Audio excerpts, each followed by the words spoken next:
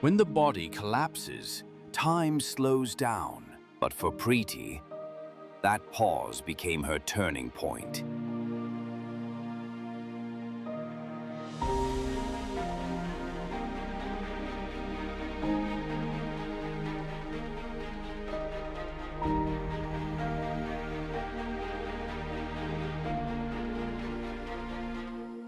At every stage in life, everything seemed to be perfect till the accident. And at the age of 18, I suddenly had an accident.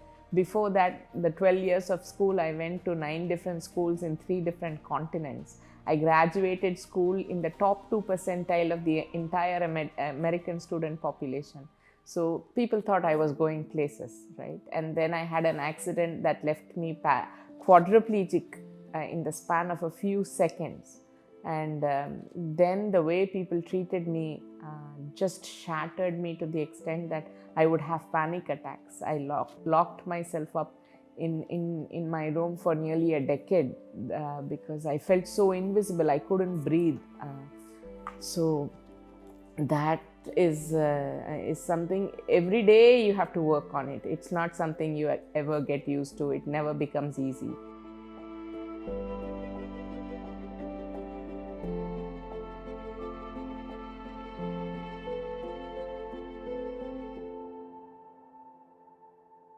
From day one till the day I actually began to accept, 2 things have helped me. One is my parents' love. The constancy of their love, acceptance, and their willingness to sacrifice their own lives so that I may live with dignity. My father quit working, my mother, as usual, every day and night. I mean, for almost 25 years, she hasn't slept for 8 hours continuously so that she can change my position in the night so that I don't develop bed sores. So they basically quietly sacrifice their entire lives.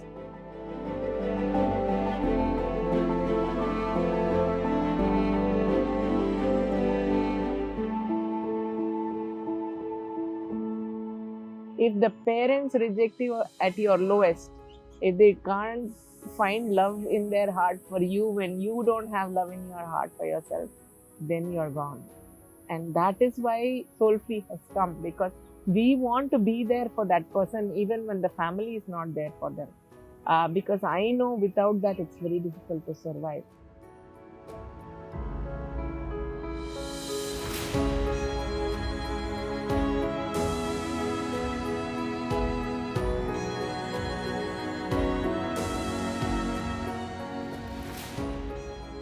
So mostly when we do things, we start out of something that hurt us. My father passed away at 57, literally of a broken heart. One night he had a heart attack, the next afternoon he was gone. 4 days later, my mother had a heart attack.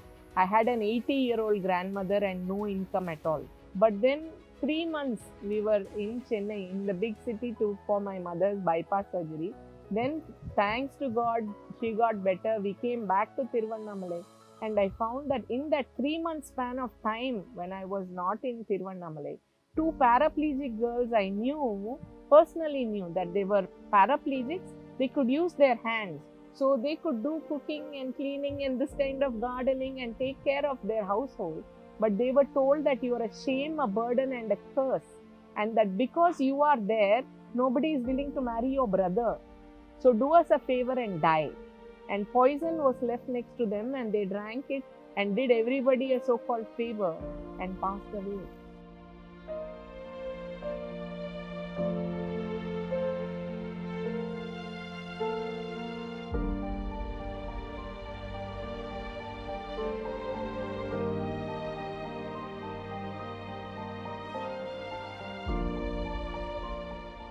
With nothing more than resolve, she built Soulfree.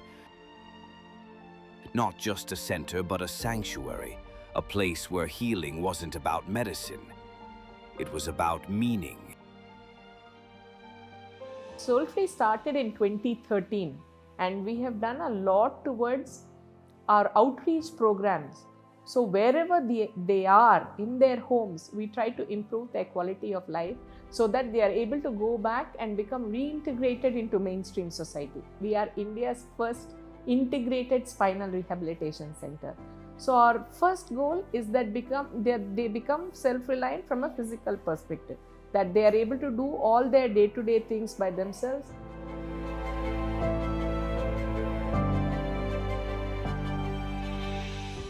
One of our most valuable and I feel most helpful therapies is the hydrotherapy. We have what I feel is India's first fully temperature controlled hydrotherapy unit. So we've had people from Japan and France and the US come and train our staff in a very specialized technique called Watsu.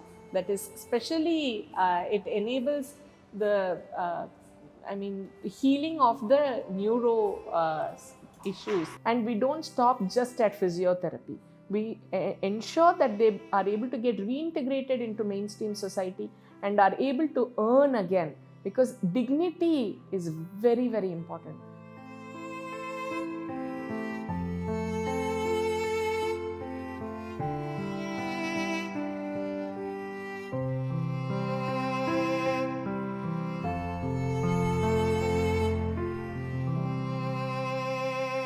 In a country where most PSSCI are isolated or invisible,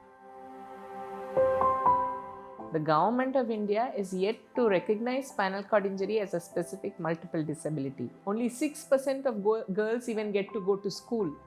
It is not under any of the government insurance scheme. So basically, from all levels, the narrative that is given to us is the moment you have a spinal cord injury, you're worthless. Preethi made them seen. And slowly, together, they rose. Our ultimate goal here is to ensure the will to live. And everywhere else, we are told that that's it. You don't have the right to smile anymore. You're not a human being anymore. You just are not worthy of love or care or affection or joy or fun. Fun is like a crime for us. And we want to rewrite that narrative, and we say that you are a valuable human being. You are loved here. You're part of this family. And that's why music and dance and arts, everything means a lot. 2,600 lives, 3,000 families, a ripple that keeps growing, built on the belief that dependence is not destiny. We want to restore that will to live, that thing to say that I can and I will. Once we are able to do that, all the other things come automatically. I have always said that I am doing something that I never got to be. When I was 18, if I had come to a place like this, I think physically I would have been much better, much faster. I lost a decade of my life. I don't want others to do it. That's why this center exists now. But what keeps me going is, my God, how many lives are going to get better? We are transforming lives. People who would otherwise have died, who came to us with bed sores, with wounds so bad that worms are in them. Today they are walking with calipers. They are able to sit on a bike, and they come and tell me, I am not only taking care of myself, I can take care of my entire family. I am earning for myself now. That joy, that self-confidence, nothing money can pay. I will do this every day, every minute of every day if I have to, but I'll not quit.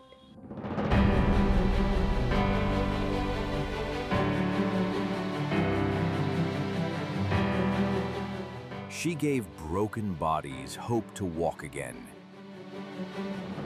He taught them how to run,